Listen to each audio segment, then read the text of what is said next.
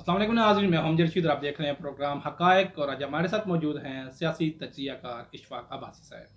السلام علیکم عباسی صاحب۔ وعلیکم السلام۔ عباسی صاحب، پنجاب مسلم لیگ نون کے ہاتھوں سے نکل گیا، کیا مسلم لیگ نون ٹریپ ہوئی کہ عدالتی فیصلے بھی ان کے خلاف ہوئے؟ آخر معاجرہ کیا ہے یہ؟ یہ صاف سی بات ہے جی، یہ ٹریپ ہوئی ہے اور اس کے ساتھ ہاتھ ہو گیا ہے۔ یہ اسٹیبلشمنٹ جو ہے ان کا ان سے ساتھ جو بات چیت چلی تھی عمران خان کے خلاف عدم اعتماد کی، اس وقت ان کو کہا گیا کہ آپ عدم اعتماد لائیں اور آپ باقی جو بقایا 1.5 سال کا عرصہ ہے وہ آپ نکالیں اور 2023 میں الیکشن کروا دیں۔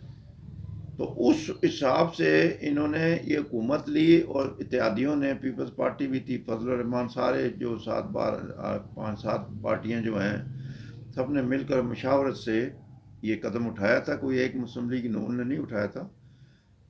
تو وہ اعتماد ہوئی، ان کے پاس حکومت آئی، پھر پنجاب کی بھی آئی۔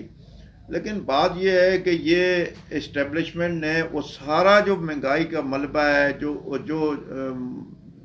پی ٹی آئی کرتی آئی، عمران خان کرتا آیا، وہ سارا ملبہ ان پہ چلا گیا، کیونکہ جو آگے معاہدے ہونے تھے اور جو مہنگائی ہونی تھی وہ سب ان کے متھے لگ گئی ہے۔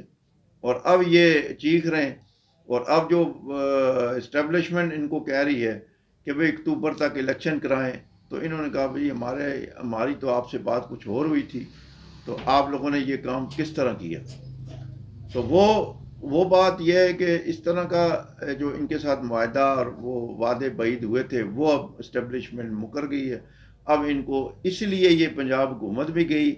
اگر انہوں نے الیکشن کرانے میں لیٹ ہوئے یا دیر کی تو ان سے وفاقی حکومت بھی چلی جائے گی، کیونکہ اسٹیبلشمنٹ نے ایک ذہن بنا لیا ہے کہ اکتوبر میں الیکشن کرائے جائیں، نومبر سے پہلے، اور پی ٹی آئی بھی یہ مطالبہ کر رہی ہے، عمران خان کا بھی ہے، تو وہ اکتوبر تک الیکشن ہوں گے۔ لیکن دیکھتے ہیں ابھی یہ وفاقی حکومت کیا کرتی ہے۔ کل شہباز شریف نے بھی خطاب کیا ہے قومی اسمبلی سے، انہوں نے بھی بڑی دبنگ سی تقریر کی ہے، لیکن 4 دن سے جب سے بحران ہوا تھا پنجاب کا تو یہ خاموش بیٹھے ہوئے تھے، کوئی مسئلہ نہیں تھا انہیں۔ ہمارے وزیر اعظم کو، مسلم لیگ نون کے صدر کو، شہباز شریف کو 4-5 دن ان کی خاموشی سب کے لیے جو ہے حیران کن تھی، پوری پارٹی کے لیے، کہ آپ صدر ہونے کے باوجود آپ کا کوئی کردار نہیں تھا 4-5 دن سے۔ تو بہرحال دیکھیں کیا ہوتا ہے۔ بس اب کیا یہ وہی ججز نہیں ہیں جنہوں نے قاسم سوری کی رولنگ کے خلاف فیصلہ دیا تھا اور نون لیگ والے ان کے حق میں تھے؟ آج نون لیگ والے انہیں ججز کے خلاف کیوں ہیں؟ وہ اس طرح ہیں کہ وہ جو قاسم سوری کے خلاف فیصلہ ہوا تھا، وہ انہوں نے، قاسم سوری نے ایک آئین کی وائلیشن کی تھی، وہ عدم اعتماد کی جو تحریک تھی اس پر وہ گنتی نہیں کروا رہا تھا، تو وہ پھر انہوں نے نوٹس لیا، از خود نوٹس لے کر، اور از خود نوٹ انہوں نے نہیں لیا، پیچھے سے انہیں بھی کسی نے کہا، جس نے کہا سب کو پتہ ہے، ٹھیک ہے، اس لیے یہ سپریم کورٹ کے دروازے کھلے، اسلام آباد ہائی کورٹ کے دروازے رات کو 12 بجے کھولے گئے۔